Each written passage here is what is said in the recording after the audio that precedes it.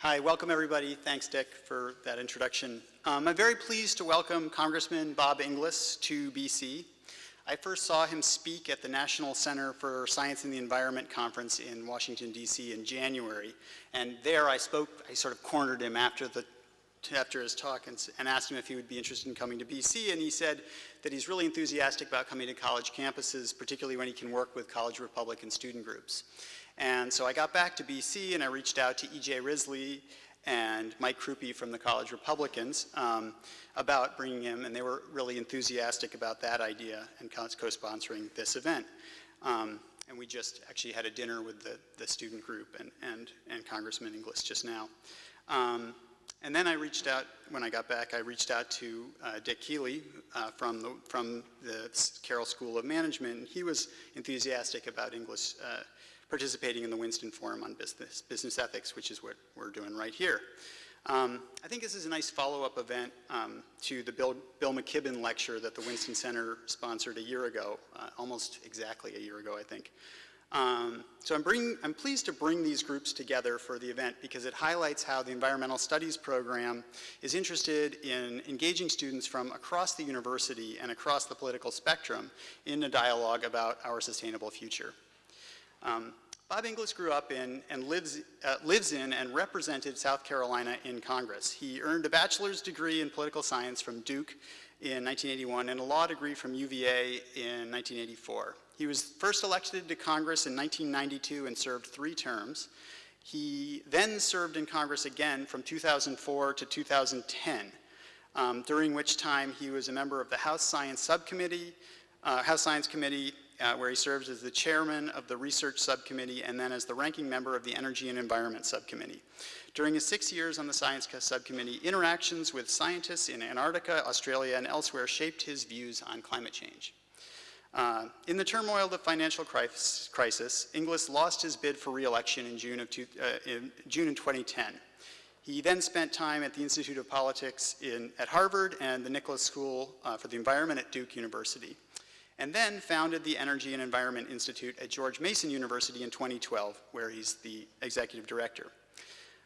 E&EI proposes eliminating government incentives associated with energy. No more tax breaks for solar panels or electric cars, and no more subsidies for oil companies. They suggest that we create a carbon tax on fossil fuels, which would make renewables more profitable.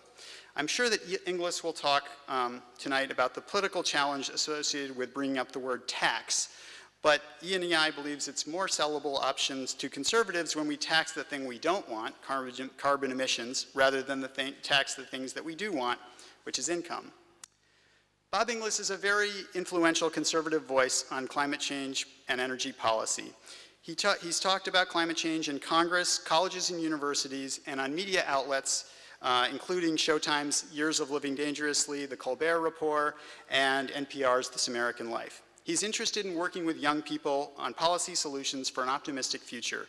Please join me in welcoming Bob Inglis to BC.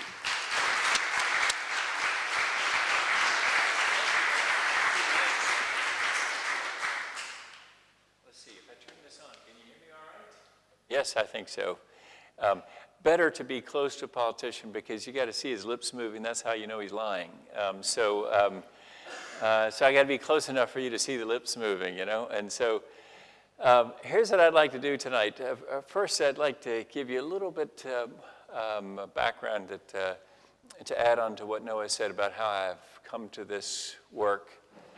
Second, tell you about that work, and then very interested in hearing your questions and comments about what I'm going to say here tonight. So those 3 things. But first, I've got to introduce my daughter who's here. Mary Ashton Inglis and her boyfriend Gordon are now going to be my Preston to Service staff members for the night who will hand out this initial card. So that's for part 2, which is what I'm going to tell you what we're doing. So Mary Ashton and Gordon are going to walk around handing it. You'll hand them out now. That way we'll be in business when it gets time to that second part. It's wonderful to have a daughter in Boston, you see, so therefore I have slave labor right here available to me. She was always a campaign worker, so there you go. She's got to keep on working. So as Noah said, I represented Greenville, Spartanburg, South Carolina, probably the reddest district in the reddest state in the nation. Anybody want to fight me for that distinction here? If you're from Boston, you better not try to fight me for that. Boston or Cambridge is not happening for you. I was in Utah a while back, and I had some people that wanted to fight me for that distinction, but I don't think I'd get a fight here in Massachusetts. Probably the reddest district in the reddest state. It was one of 6 House members. Now there's 7 districts in South Carolina. On this topic, I'll tell you that when I was first in Congress, I said that climate change was hooey, Al Gore's imagination.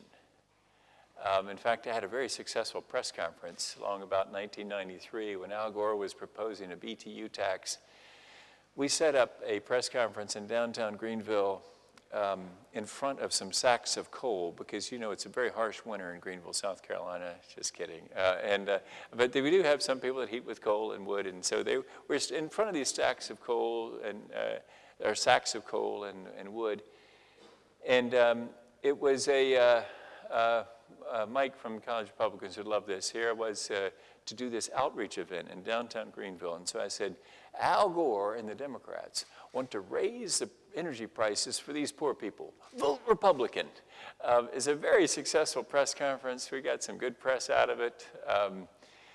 And I can tell you that it is total ignorance on my part about climate change. I hadn't looked into it at all.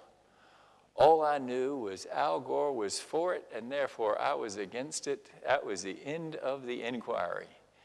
As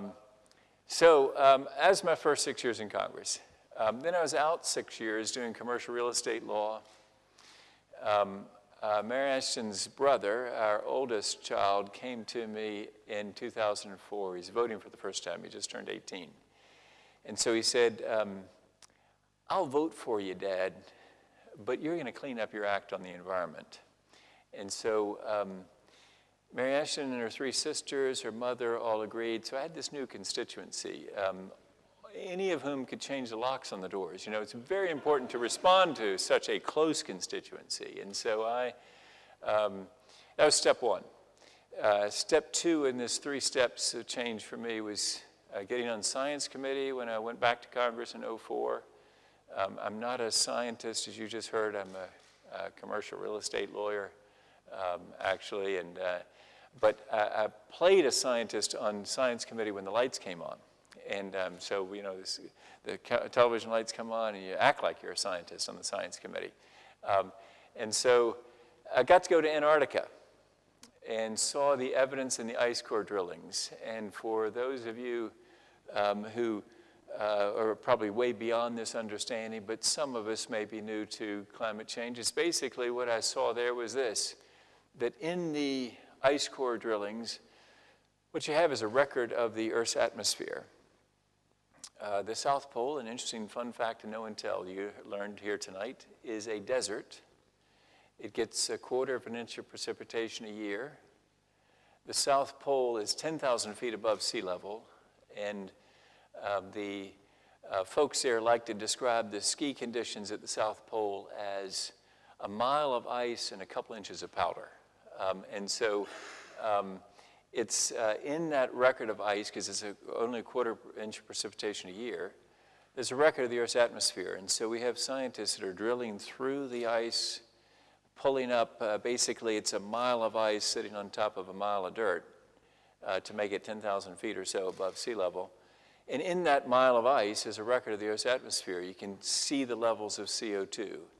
And what you see there is an uptick that coincides with the Industrial Revolution, which only makes sense, doesn't it? I mean, again, I'm not a scientist, but I'm just I'm a commercial real estate lawyer, and I'm not even a trial lawyer, but I think if I were at trial with this, I think I could say to the jury, it's like this. When I'm burning trees in my fireplace this winter in Travelers Rest, South Carolina, no big impact, because that tree has just been growing in this same time period and taking CO2 out of the air as part of its life process, and now I'm just burning it and releasing it.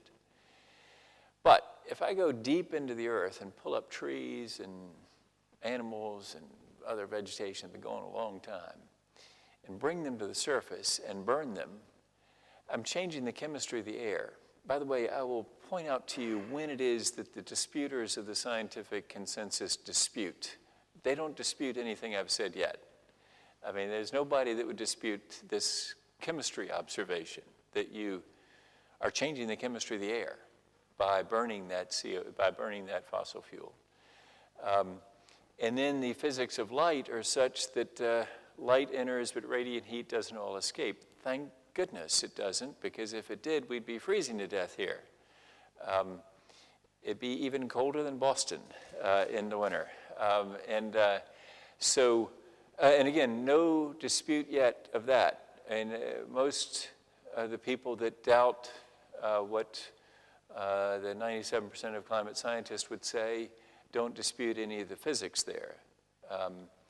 The dispute begins about what is the role of the human involvement and how much of it is attributable to us. We can get into that if you want to. So that's what I saw in Antarctica. The second step for me, therefore, was seeing the science and being persuaded by it. By the way, I knew that being in Antarctica would be interesting to see the scenery and see the science, but what I didn't know was going to be so interesting was the people, fascinating folks in Antarctica that work down there. I'll tell you, if you want to work there, you can. I came home and told my kids, and my son actually did it, went down there and worked. I'm trying to convince my wife that that's what we should do in retirement, is I go down there and drive a taxi at McMurdo Station. So I don't have her on board yet about going down there. But step 3 for me, final step in my metamorphosis, was actually something of a spiritual epiphany. I was on another science committee trip looking at coral bleaching in the Great Barrier Reef and snorkeling with an Aussie climate scientist who I could tell by his face and voice as we'd come to the surface, and he'd tell me, I'll show you something. We'll go back down, I'll show you. He's all excited. His face, his voice were all, I could tell, worshiping the God of creation, not the creation itself. He's not an earth worshiper. I could tell that he shared my worldview about that creator. Afterwards, we had an opportunity to share words and find out that, in fact, we do share a worldview, and that he told me about conservation changes he's making in his life in order to love God and love people. And I got right inspired by that. I thought, that's really neat. I want to be like Scott, loving God and loving people. So I came home and introduced the Raise Wages, Cut Carbon Act of 2009. Note to self, do not introduce carbon tax in the midst of Great Recession. It will not go well in that reddest district in the reddest state of the nation. And so it did not go well. I'd committed some heresies against Republican orthodoxy. You know, I'd voted for TARP. As I told the college of Republicans earlier, you know, that's Barack Obama's stimulus package, as you remember. Actually, it's not. TARP was George W. Bush and Hank Paulson literally begging for a vote to save the banking system. The stimulus package was President Obama subsequent to that. But anyway, so I voted for TARP. That's never be forgiven by the Tea Party. I was for comprehensive immigration reform. That was a heresy. And I voted against a troop surge out of conservative concerns for nation building that I thought that George Bush was my friend, George Bush, and he is my friend, was doing in Iraq. It's interesting, isn't it, that orthodoxies change pretty quickly. You know, at the time, that got me in real trouble, that vote on the troop surge. But until 4 terribly brutal beheadings, that had become, non-intervention had become the dominant view of my party. So it went from interventionism to more of an isolationist position, now it is swinging back toward interventionism. So it moves. There's an encouragement, that'll be the conclusion of the night, I hope, is that these orthodoxies are flexible. And so if you're a conservative like me that hopes for action on climate change, there's some hope here that these things really do change. Even though they look like they're fixed, they're actually quite fluid. So, but my biggest heresy was just saying that climate change is real and let's do something about it. That's what got me in trouble, because it seemed to many that I had crossed the tribal lines, that I'd gone over and joined Al Gore's tribe. This guy who has had, from my record in Congress, a 93 American Conservative Union rating. That's an A. Is that an A here at Boston College? 93? It's a low A? High B plus? What do you think? It's an A? It's an A. Okay, good. It's an A. You understand, it's not my friend Jim DeMint's perfect 100 with the ACU, but it was a former senator from South Carolina. But it was a 93. 100% Christian Coalition, 100% National Right to Life, A with the NRA, 0 with the Americans for Democratic Action, 23 by some mistake with the AFL-CIO. I was really hoping for a 0, and I'd like a recount on that one to get it to a 0. In other words, a pretty conservative fellow, right? But I got tossed out by the Tea Party and got only 29% of the vote in a Republican runoff in June of 2010. So then what came is this new opportunity in life to basically pick up the best idea I came across in Congress, which was a revenue-neutral, border-adjustable carbon tax, and advance it across the country with the support of some folks who came to me and said, "You are an unusual zoo animal, a conservative, an actual conservative, who says climate change is real and has a solution. So will you speak and write for us on that proposition?" And I said, well, if the cage is nice and the food's okay, let's go. And so the cage is okay and the food's pretty good. So here I am on the road making the case across the country that conservatives have an answer for climate change. So enough about me. Let's talk about then about what we're doing at the Energy and Enterprise Initiative, that even as we speak is morphing into the new name that you see on that card, which is Republican. And the reason we're morphing is my very dull title that I gave the operation, Energy and Enterprise Initiative, needs to give way to something that identifies a new tribe. People who believe in free enterprise, who yet believe that there is an answer to climate change. And so it starts with the energy optimist part that you see there. The environmental left gives you the feeling that we all need to do with less, that somehow we all need to hunker down and just decide that we're going to be less comfortable and less mobile, and we're just going to all do with less. Sort of walk and eat bugs. Well, the only problem with walking and eating bugs is not many people are willing. So what we're about is saying that, no, we want more energy, more mobility, more freedom, more convenience. We just want it faster, better, cheaper. And so we're energy optimists. And by the way, one of the best arguments against action on climate comes from conservatives like my friend Jim DeMint at Heritage. The Heritage Foundation makes the argument that you can't it's immoral to hold back the developing world such that they can't have lights at night so that you can save the polar bears. It's just immoral to so disadvantage human beings. And I think it's a pretty good argument. So the answer that we give is, no, we're interested in the developing world having lots more energy, lots more mobility, lots more communication, so that they can add their productive work and human spirit to what's going on around the world. And so for us as conservatives, we believe there's an opportunity here to take especially distributed energy systems and develop them here, perfect them, and then sell them, serve customers around the world, and hopefully make a lot of money out of it.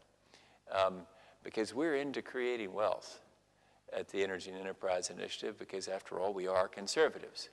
And it's also a good point that the Heritage Foundation makes, that wealth is the one thing that you can see that makes the environment get better. In other words, if you have wealthy societies, they're going to be cleaner societies. And so it's vital to see a way that there's growth in the whole world, and the world's economy grows. So we're energy optimists. We're also climate realists. And I'd invite you to be a climate realist in one of several categories. One category is sort of like I did, just sort of come to see the science and celebrate the science. And I realize that for some people, some of my conservative friends, that's a little bit of a problem. In fact, before we landed our operation at George Mason University, I was talking to a foundation, they'll go nameless, conservative family actually, and I said I made the mistake toward the end of our negotiations about us putting our support there and channeling it through their operation. I said something about celebrating the science. And the guy said to me, hold up, what did you just say? Celebrate the science? That doesn't sound conservative, to celebrate science. And I said, no, we want to celebrate science. And these are people, especially people of faith who I was talking to here, and they had a little bit of discomfort between the contest between faith and science. And I can understand that, but our view at the Energy Enterprise Initiative is that actually faith is affirmed by science. And it's exciting to see the patterns of the Creator God reflected in the creation itself. Paul in the book of Romans says that the things of God can be known from the creation itself. And so we say, come on with the science. This is very exciting. It's a process of discovery even of the Creator. And so we celebrate the science. And so it could be that you're a climate realist like us, celebrating science.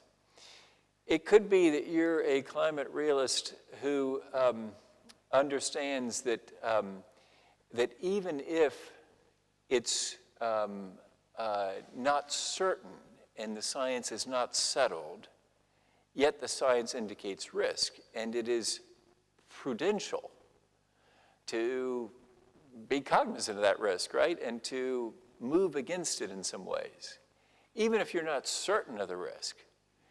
It's sort of like this. I can't speak to the students now. I'm talking to the post-students here. Your house might be insured tonight for fire insurance. I can pretty much guarantee you that your house isn't going to burn down tonight. So how about this? I got a $20 bill for anybody who will call now to their insurance agent and cancel your fire insurance just for tonight.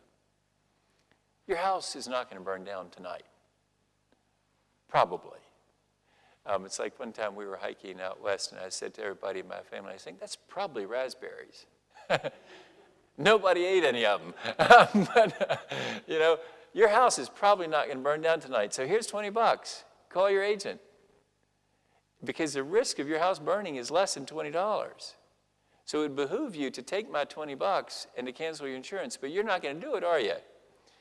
Why? It'd be very imprudential of you to do so. That would be crazy.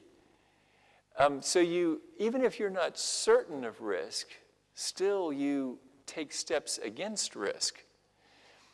And so here, by the way, if you're a progressive and trying just to come here to experience this, what this conservative might say, here's something you can say to Uncle Charlie when he comes to Thanksgiving with you, the one that goes to the internet and finds out things that are inaccurate and then comes to Thanksgiving and is, Mary Ashton has an uncle like that. Anyway, so here's what you can say to Uncle Charlie, is that you were there with this conservative, and there he was talking about these prudential steps that you can take. And you can maybe persuade him that there really is risk here. And even if the science isn't settled, and here's how you can really help Uncle Charlie open up. Because what Uncle Charlie is very offended by is people like me saying what I said earlier about 97% of climate scientists, and maybe if you use that at Thanksgiving dinner, it isn't going to go well, because Charlie's going to doubt the 97 number and everything.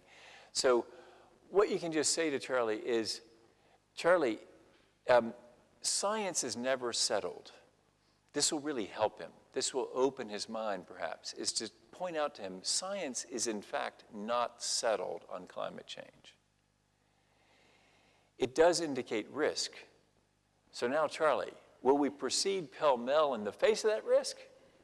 Or will we move to reduce that risk? And so it's not a matter of needing to be science completely settled, because, in fact, it never is. It's like, is this E equals MC squared? Maybe, maybe not. There's some people in Switzerland that are trying to prove that Einstein didn't quite have it right. And if they prove it, they're going to get that thing named for them. They're going to be remembered forever. And science advances that way. You improve on Einstein, you're going to get the thing named for yourself. And so, so the science of climate change is not settled, but it does indicate risk. It's just like your situation about why it isn't nobody's jumping at my $20 bill here to cancel your house insurance, right? So that's another kind of climate realist. You can be somebody that with us celebrates the science. You can be somebody that just realizes there's risk. Or third and final category of climate realist, you can be a conservative that realizes that the country will take something over nothing when they decide they want something. And that's the risk that conservatives right now are running in our country on climate change, is when the country decides that it has a felt need and wants to act on climate, it will take a suboptimal solution like EPA regulation of CO2 through the Clean Air Act over a much better solution that was never offered. And so, this is a rare opportunity. If you're a fellow conservative, this is a rare opportunity for us to get ahead of something. Because, we were the ones that basically sort of were dragged kicking and screaming to Social Security, and then Medicare, and then Obamacare.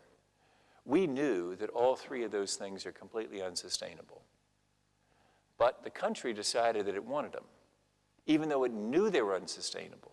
Exit polling in the 2008 race showed that people knew that the health care proposal was unsustainable, but they took it. Why? If you've got a felt need, you will take something over nothing. Even if you know that it's not sustainable, you just hope that maybe someday down the road we'll fix Social Security, figure out how to undo a Ponzi scheme. As I was telling the college Republicans earlier, Mitt Romney was right when he said it was a Ponzi scheme. It is in fact a Ponzi scheme, but I'm not running for president, so I can say that. If you run for president and you're in Florida, you better not say that. It's a bad move. We have an opportunity as conservatives to get out front of this and to show a better way.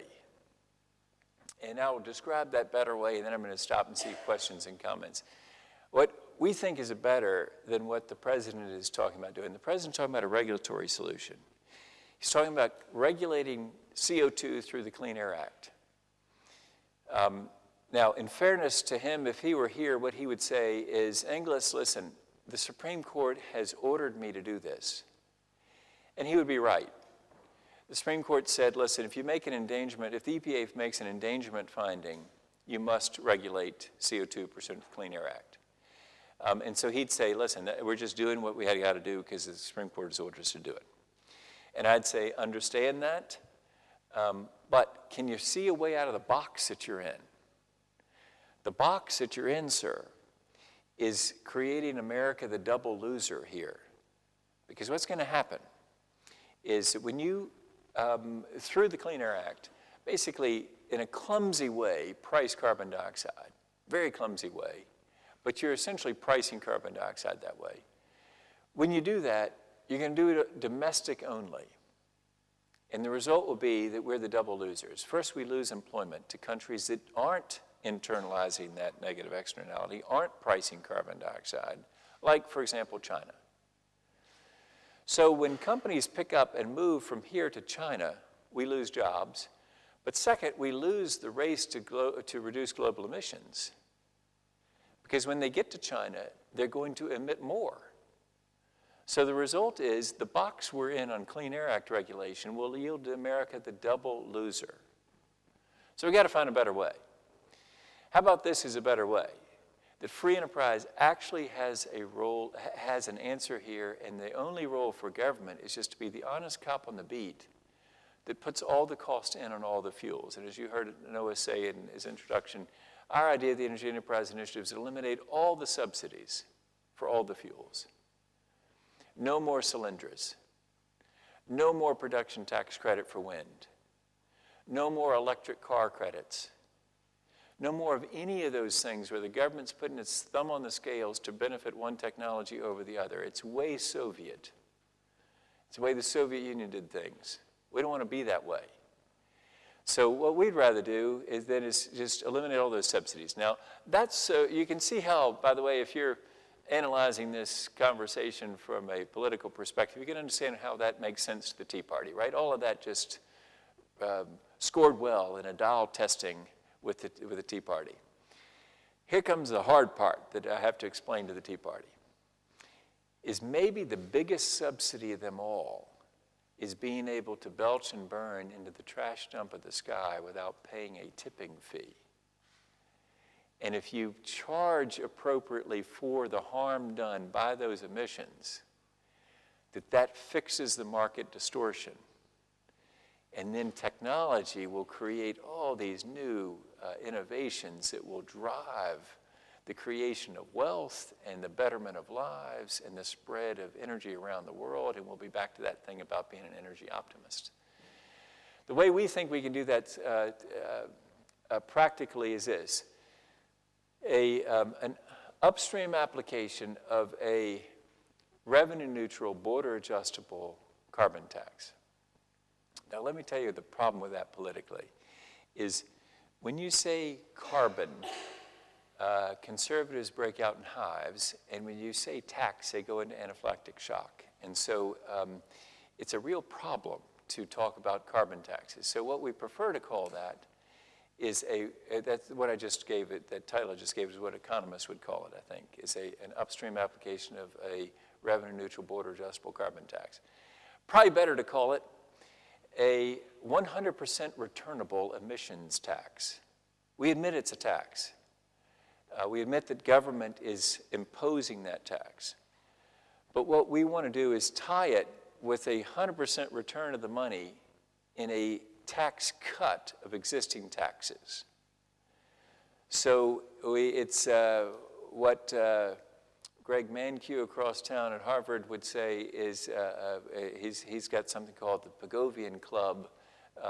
It's this idea that Pagoo had a while ago, many years ago, to basically tax the things you want less of and untax the things you want more of. And so it's a tax swap is what we're talking about. We would cut taxes, say, on corporate income taxes, individual income taxes, FICA taxes, that's the payroll taxes you pay and your employer pays. It's 12.4% of first dollar of income. Or we dividend the money back. All of those are acceptable to us. We're ecumenical as to which way the return comes. But we would make it so that it's 100% returnable. Emissions tax. The emissions are taxed based on the marginal harm they're causing for the next ton of CO2 that's emitted. And when you're talking to Charlie at Thanksgiving, you can say to him, some of those costs are clear and quantifiable and immediate, they're health cost. And then what's happening, Charlie, is that some people are getting away with socializing their soot. And that, see how that works for the Tea Party? They're socializing their soot. And it really is this where the Tea Party is right. This is just wrong to allow people to socialize their soot. Because we are paying, all right. Milton Friedman in 1975 had a book, the title of which was There's No Such Thing as a Free Lunch. And it's surely true in the case of electricity generation, for example. We are currently paying the full price, the full cost of coal-fired electricity, just not at the meter. We pay through an opaque healthcare system Because what happens is those small particulates go up in the air, we breathe them in, most of us just cough it up, it's okay, we move along. Some of us end up in the hospital. And we pay all right. If it's my dad who's 91 and on Medicare, we pay for him. We all pay for him. If it's a Medicaid recipient, we all pay for them. If it's somebody on your insurance company, let's say you got Blue Cross Blue Shield, they got Blue Cross Blue Shield. You pay all right. The premiums just went up because that lung patient is now in the hospital. Or we pay through cost shift. In any event, Milton Friedman can't be wrong, just like Ronald Reagan can't be wrong, right? I mean, if you're a conservative, those two people cannot be wrong. It's just it's definitionally can't be wrong. And so there's no such thing as a free lunch. We're paying all right.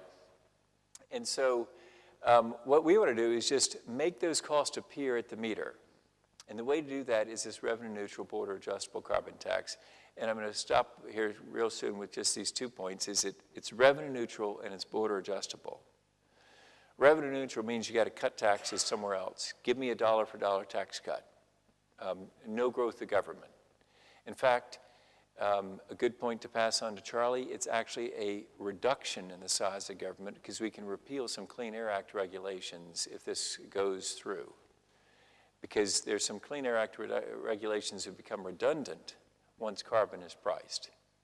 So you can actually shrink the size of government in what we're talking about. Then it's also got to be border adjustable. Because, as you see on that little card, it's crucial to get China in and the rest of our trading partners in. If they're not in, this is futile.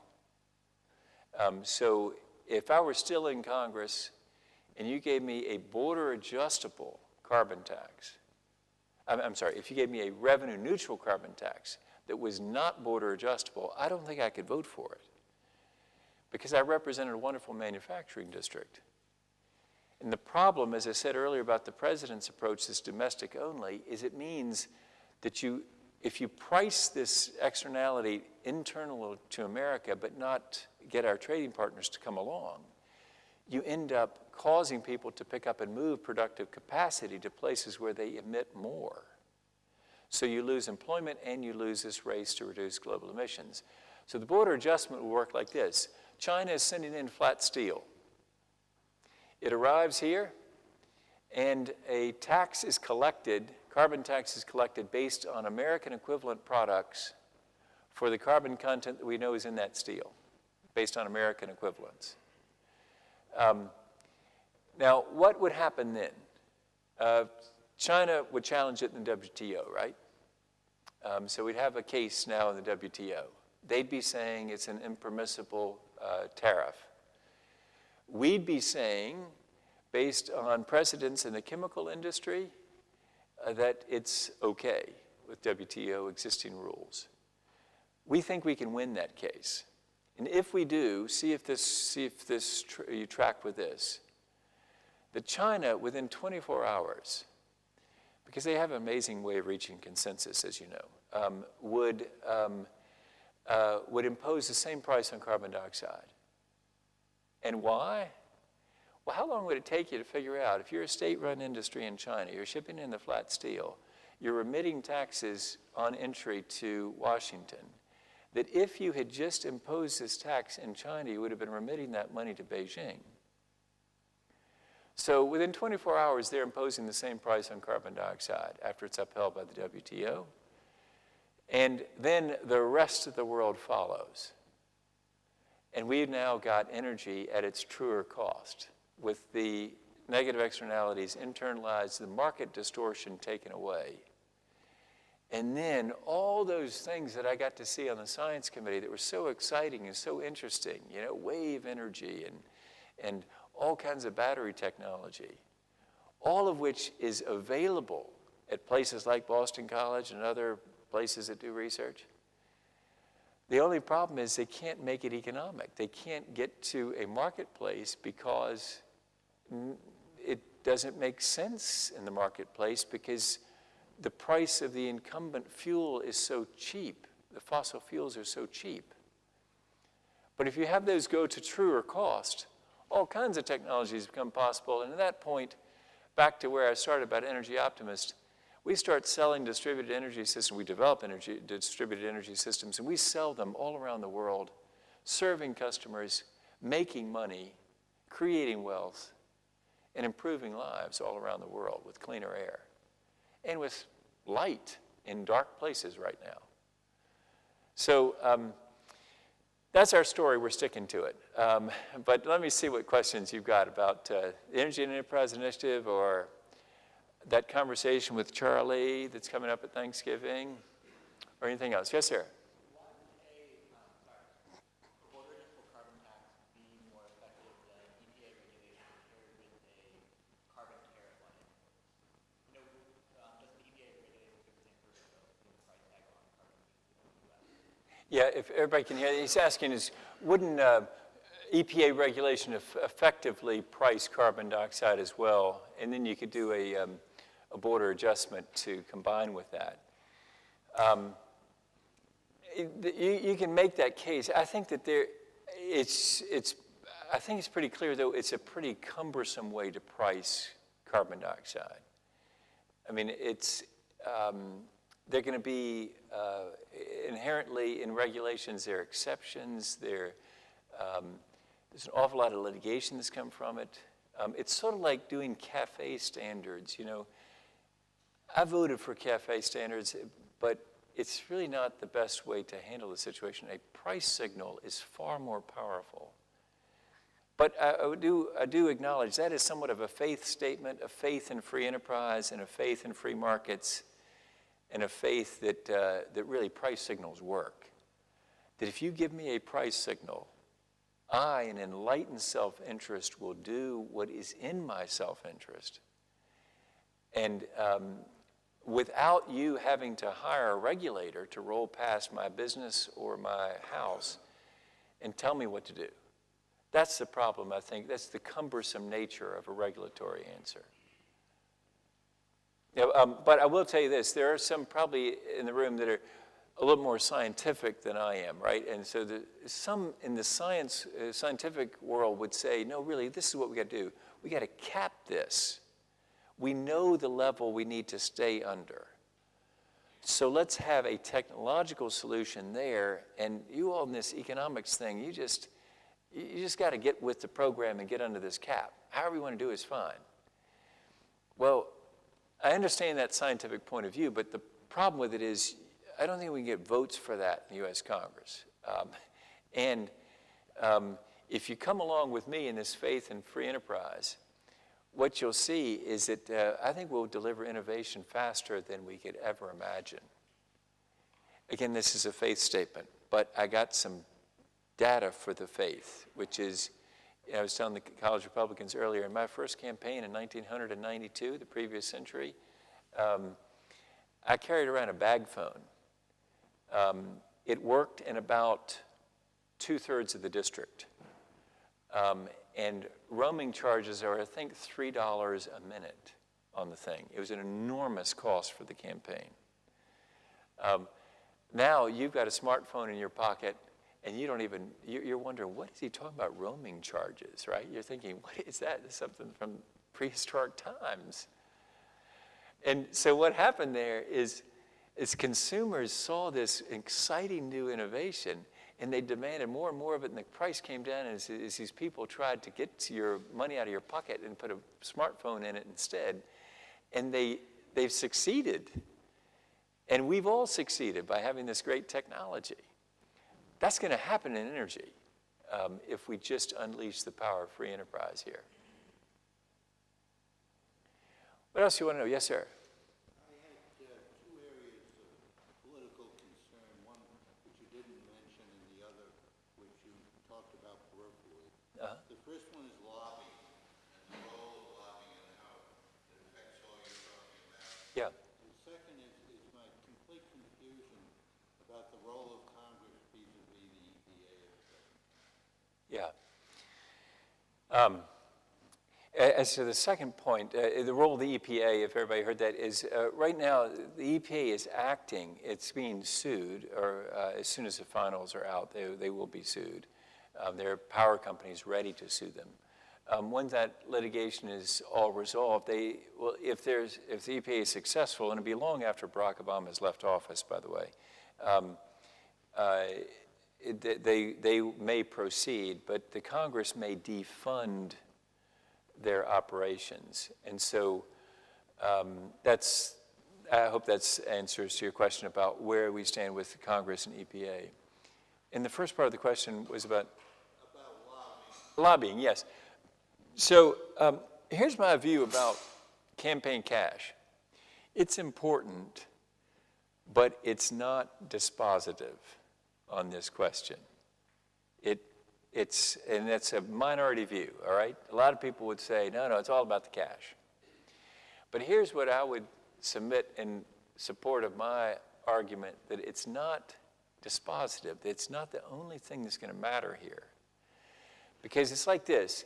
Campaign cash is important to generate a wave, but the more important thing is the level of the tide.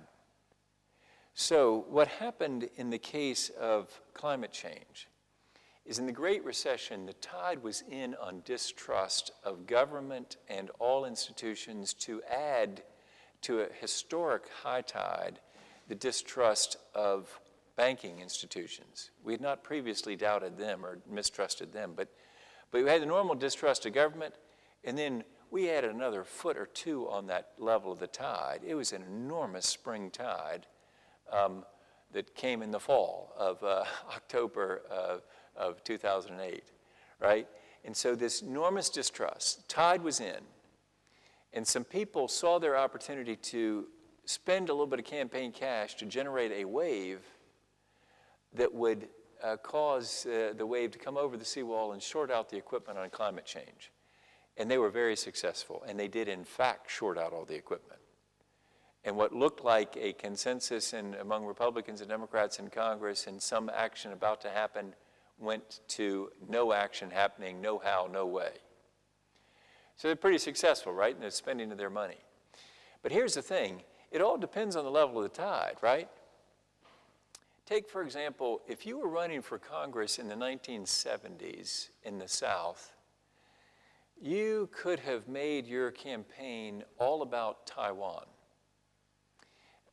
And you could have said, by golly, send me to Congress, and those communists are not taking over Taiwan. And it would have been a pretty good campaign. And you might have won the primary and won the general. But I would suggest to you, if you're running in 2014, I don't think you should make Taiwan the #1 issue in your campaign. It is dead low tide on that issue. And there is no amount of campaign cash that you can spend to create a wave that's big enough to come over that seawall. And so we're now in the process of waiting for the great recovery to take down the level of the tide. And then I hope that those same folks that spent all that money in the Great Recession spend a whole lot of more money because it's not going to be a big enough wave to come over the seawall. I trust that we're going to get better, in other words, that the economy is going to improve, that we're going to be feeling better about our long-term prospects, and we're going to look a little bit longer term. What happened in the Great Recession is we were focused on the hemorrhaging caused by the Great Recession.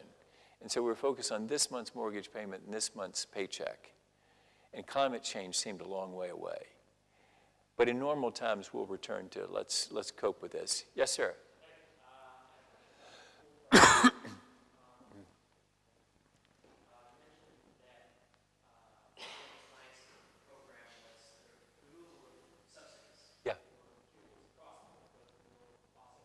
Yeah. But if we did that with gasoline, wouldn't the price of gas go up significantly? And therefore, such a program would become politically impossible. You didn't really focus on getting solutions that were politically feasible. Yeah. I just wasn't clear about that. Yeah. This is what I think respectable economists tell us, is that a $25 per ton price on carbon dioxide, which is where most people are talking about, somewhere there, maybe a little bit higher, but somewhere around $25 a ton, adds 25 cents per gallon to the price of gasoline. So, and 1 to 2 cents per kilowatt hour on electricity. Depends on where you are as to where you fall in that range. If you're in Indiana, you're at the high end because they're 97% coal. If you're in South Carolina, you're right in the middle because we get 50% of our power from nuclear. So it depends on where you are, where you live as to the electricity impact. But the price of gasoline is 25 cents per gallon, which we're used to seeing that kind of fluctuation, right? I mean, we've become accustomed to those kind of swings. So it's not like it's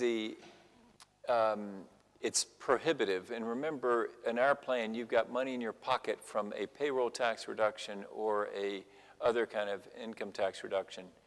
So now you can afford that 25 cents. You might even be able to afford the new hybrid or the Volt without the $7,500 credit, because then GM is really interested in selling that car. Not that they're not interested now. They've got a market for it because we, consumers, are interested in it. Because we've seen the price signal and we see where this thing is going. And therefore we get interested in the Volt, right? And we start buying those and the technology takes off. Yes, ma'am.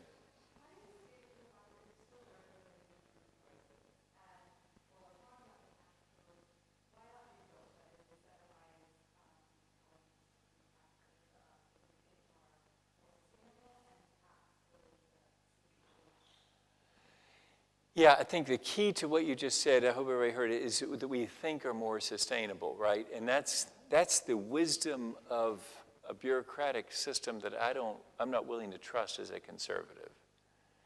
That I'd rather trust the wisdom of the marketplace. That if you just put a price signal out there, the marketplace will figure out whether wind is good in Oklahoma or whether it's not good in Oklahoma, or whether solar is better in Oklahoma. It'll probably decide that wind is better in Oklahoma and Texas and that solar is better in California. But I prefer as a conservative not to have the government making that choice, but rather some people that know a lot about electricity they're trying to sell to a customer and trying to figure out how to make a spread on that so they can make money for their shareholders. I think that's a wonderful discipline. And so, but again, that's back to my faith in the free enterprise system and how these things work. If you think that it's rather what we're looking for is a technological answer, then you want to sort of have somebody step in with a technological answer rather than leave it to the markets. But I think that market is going to be far more creative and dynamic than any kind of regulatory answer. That's it. Yes, sir. I thought your proposal about a free market solution very thought-provoking and very constructive. What concerns me is some of the stuff that you alluded to earlier in the conversation. For example, toward the beginning of the day, there was really no debate here about the science that clearly we are changing the atmosphere, we are causing But in fact, there is. That's why you're not in Congress. Yeah. Your voters are unwilling to even admit that there's reality. And that, I think, that's where much of the conversation kind of comes crashing down. We can't have the rational conversation you're having now with folks who don't admit what's going on.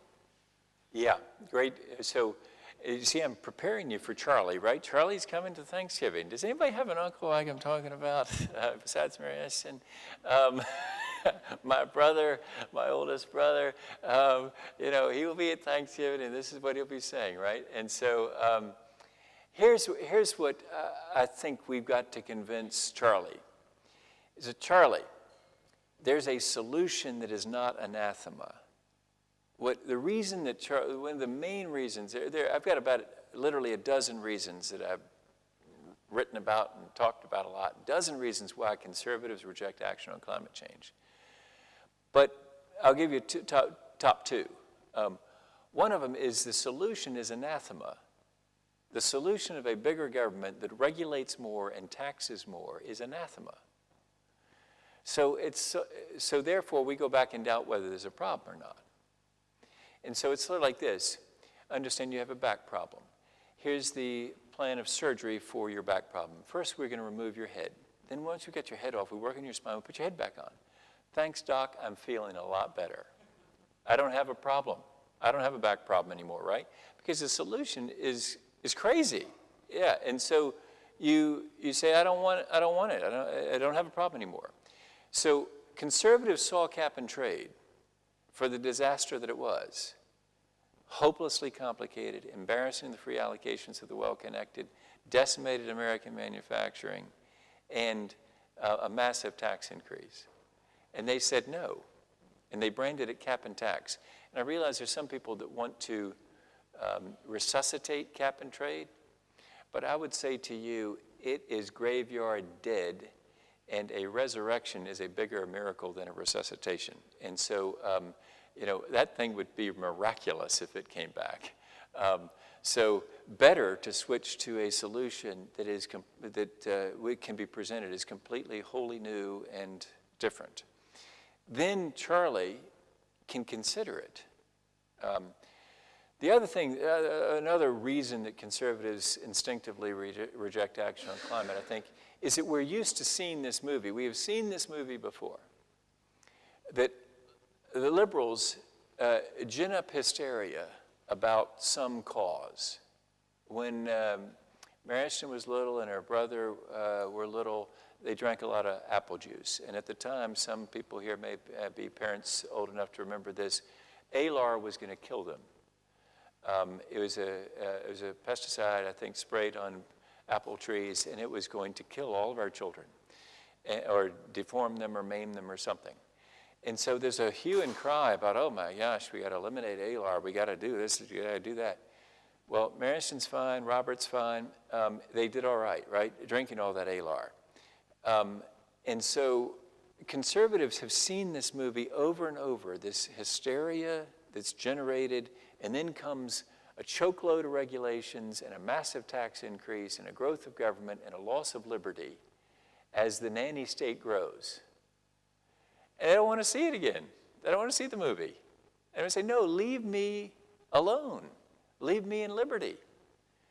And so, therefore, they're looking for, we got to find a solution that fits that doesn't talk about, this is why, by the way, if you go to our website, you'll see, oh, by the way, I gotta get Mary Ashton and Gordon to do this. A second thing, can you all hand these out? This is the second card that you gotta have before you leave here.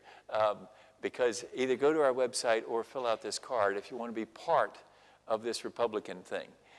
If you don't, make sure to leave them on the back so that I can hand these out to somebody else. We don't want to waste the cards. If we can gather this tribe that shows that there's a free enterprise answer, then Charlie and other conservatives can see that there is something that fits with his values and that isn't about alarmism. And what I was going to say is you go to our website, what you'll see is that we talk about reasonable risk avoidance. Now, there's a problem with that politically, I will tell you. It's basically this. How many people get excited here and willing to write a check for reasonable risk avoidance, right? Nobody ever wrote in the memo section of a check, reasonable risk avoidance. What they will write in the check is when the environmental left sends you a picture of a polar bear and how it's going to die, a lot of mamas and the papas in progressive tables, kitchen tables, will sit and write a check for $35 to save that polar bear. Now, the problem with conservatives is we think that if Sarah would shoot that thing and stuff it and put it right in front of the fireplace, we'd be all right. But anyway, so, just joking. I don't think Sarah's going to shoot the polar bear. Anyway, so, but the point is that we talk about reasonable risk avoidance rather than apocalyptic visions. Because yet another, now I'm giving you a third reason on the top 10, or a dozen, is that when conservatives hear apocalyptic visions about New York City going blah, blah, blah, they say, they just check out because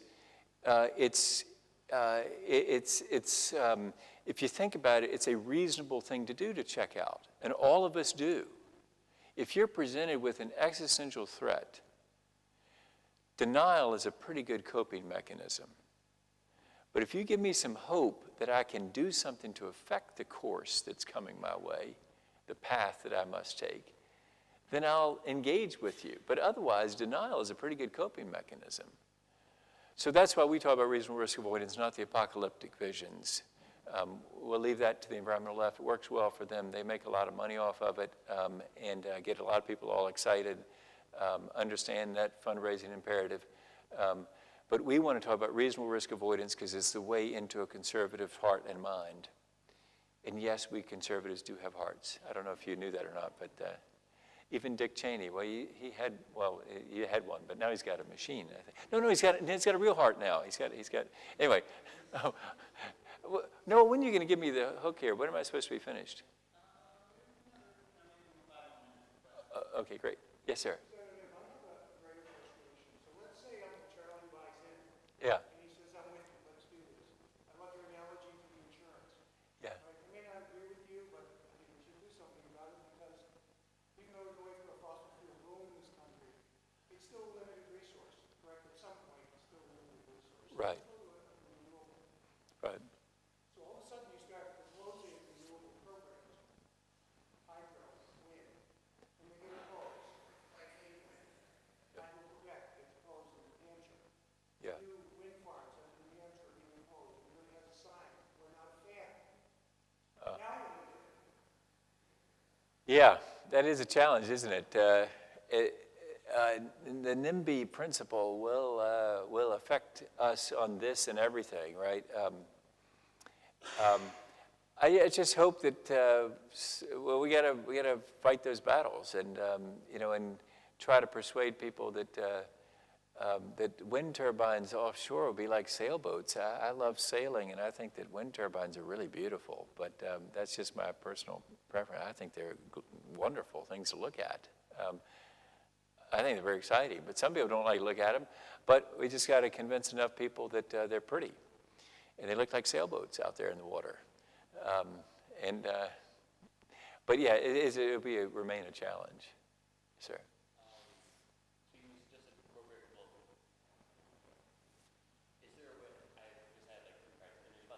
Yeah. Is there a way you can keep the revenue that these local sources will create locals that will benefit from the local resources that they're creating by having a windmill in their backyard?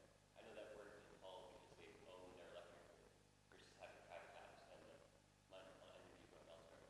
So is that something that would work within the carbon tax?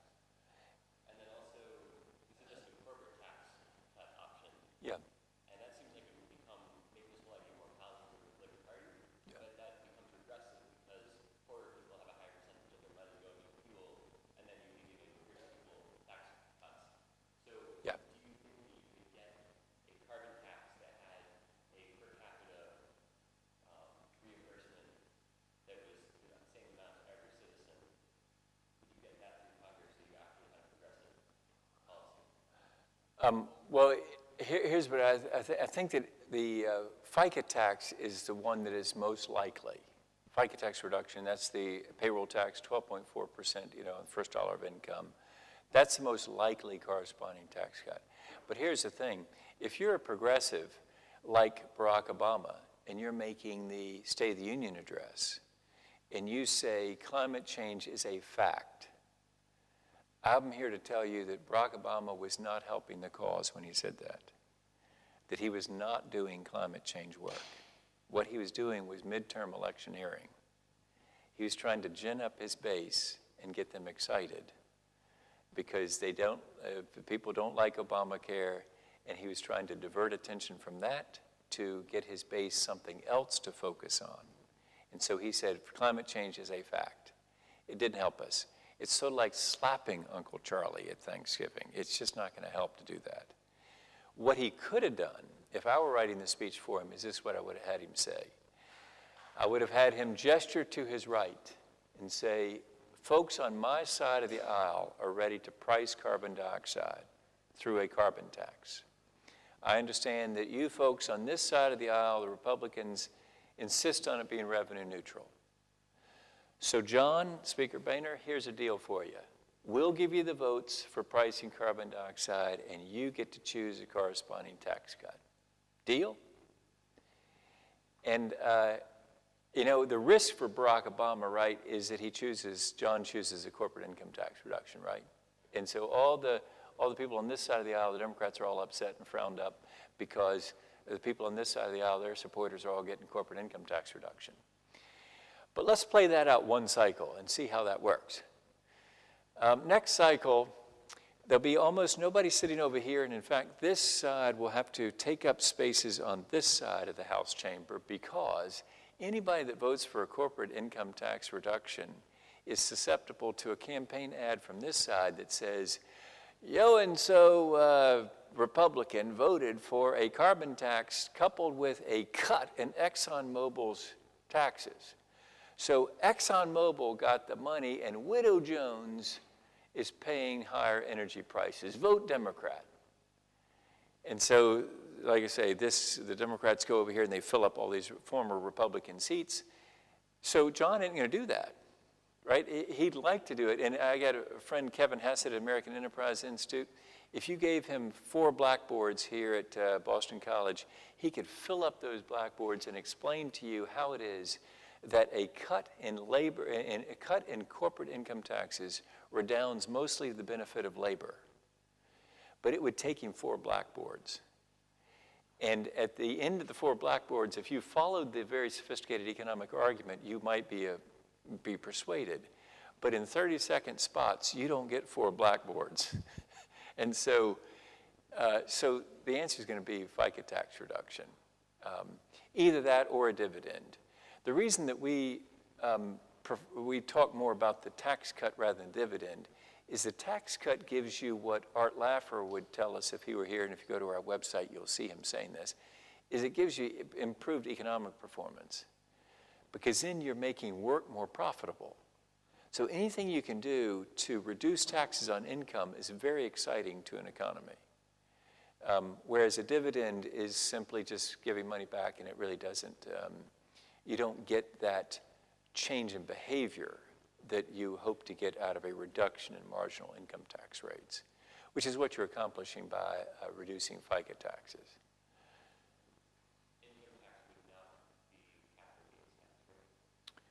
Right, well, you could.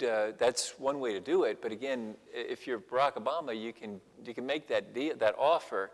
John may, in his head, think pretty quickly about corporate or capital gains tax reduction. But then, is he going to do it? Probably not. He's probably going to go to the FICA tax. So, in other words, it's a pretty riskless proposition for the president to make that offer. But that's a kind of deal offer that could change things. You know, it could break us out of this impasse, is that then people are getting something that they otherwise like to get.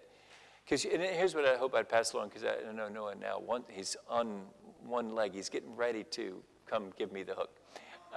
Is that what I was saying to the college Republicans earlier, I'd say to you, is that in normal times in America, and we have been living in very abnormal times, political times, I think, particularly in the Great Recession.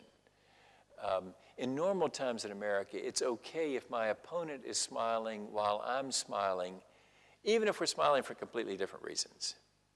So, you know, one of the things that inspired me about this operation is that, or what I'm doing nowadays, is that Art Laffer is a neighbor of Al Gore's in Nashville, Tennessee. Art Laffer, remember, was Ronald Reagan's economics advisor. Did the Laffer curve, as you remember. So Art looked around. He wanted to leave California. He looked around for states where he might live, and there were 8 states that qualified to receive his residency. Do you know what those 8 states had in common for Art Laffer? No income tax, no state income tax. So Tennessee was one of those, and they ended up getting the Art Laffer household. And so Art turns out to be a neighbor, literally, of Al Gore's. He's been over to Al's house, and I heard this story from Art, that they talked it through, and they came to the conclusion that this worked for both of them. A revenue-neutral, border-adjustable carbon tax works for both of them. Art is agnostic as to climate change. He'll say, and if you go to our website, you'll hear him saying, I don't know whether it's real or not. He says, I don't need to know. All I need to know is you're taxing income and you're not taxing emissions, something you maybe want less of. He says it's a no-brainer. Change what you tax. So if we get this done, Art will be smiling because he got reduction in taxes. Al Gore, meanwhile, will be smiling because we're going to see substantial reductions in emissions. And what economists almost all across the political spectrum agree would be the most powerful way to affect change here.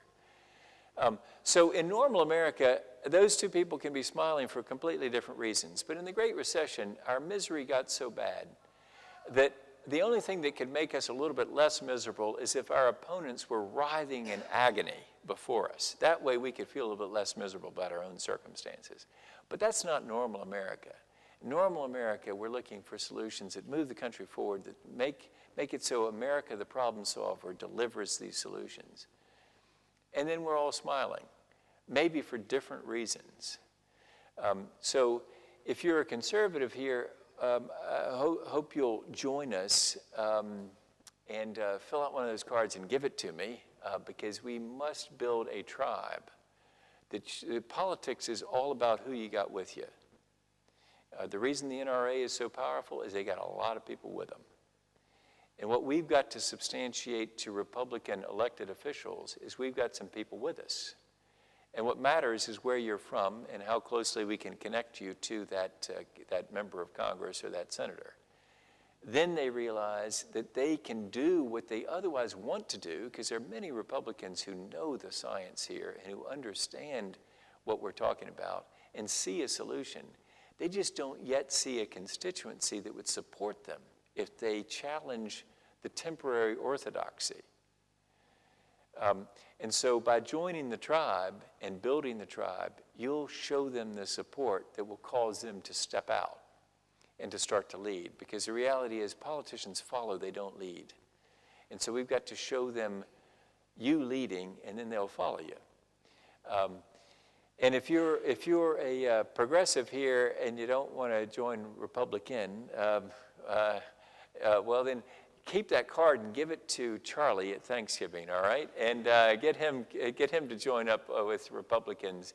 And by the way, if you're a libertarian, may I offer you the opportunity to brand Libertarian with an E-N. I'd be happy to spawn that among libertarians and have you run Libertarian while we're running Republican. And if you want to run Independent, there's an opportunity for you there. The E-N works in the middle of Independent. So we'll build these tribes, we'll show their support, and then we'll be smiling, perhaps for very different reasons, but America will step up to be the indispensable nation and solve this challenge. Thanks for the opportunity to be with you. Thank you very much.